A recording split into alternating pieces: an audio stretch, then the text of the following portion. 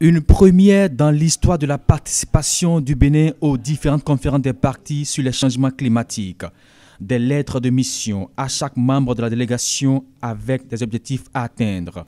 Le mandat que nous avons reçu et qui est bien mentionné dans notre lettre de mission est de suivre toutes les réunions et qui concernent le groupe G77 et plus la Chine.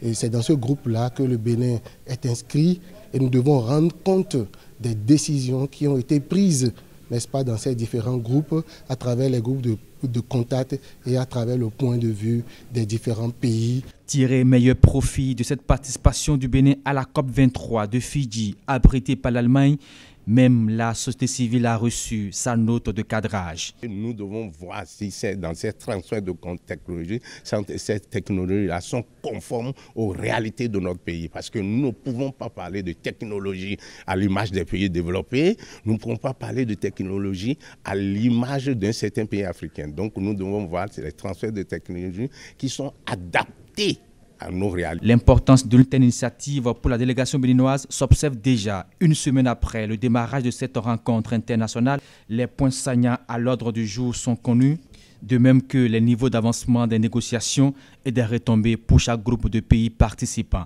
Il s'agit donc de voir au niveau des différents États, des différentes parties, comment œuvrer de façon volontaire pour la mise en œuvre des objectifs qu'ils se sont assignés de façon volontaire, comme je viens de le dire, pour atteindre des objectifs d'atténuation en matière de gaz à effet de serre. Et à travers notre CDN qui est présenté ici, nous avons pu appeler l'attention des partenaires sur les efforts que le Bénin entend consentir pour pouvoir amener l'humanité au-dessus des 2 degrés Celsius.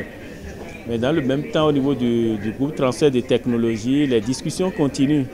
Parce qu'au niveau du groupe transfert de technologies, ce qui est important ici, c'est la mise en œuvre des technologies ou des brevets tombés dans le domaine du public. Et en dehors de cela, le GIEC, qui a recensé les différents articles, plus de 3000 articles scientifiques dans ce domaine, nous a fait le point de tout ce qui est obtenu en termes d'innovation et donc de la mise en œuvre de cette innovation qui, pour l'Afrique, demande beaucoup de moyens. Le Bénin fait partie du groupe G77 plus la Chine, un groupe qui exprime la transparence en matière de rapport avec les pays développés et le respect des engagements pour la mobilisation des 100 milliards de dollars d'ici la prochaine COP, la COP de la Pologne en 2018.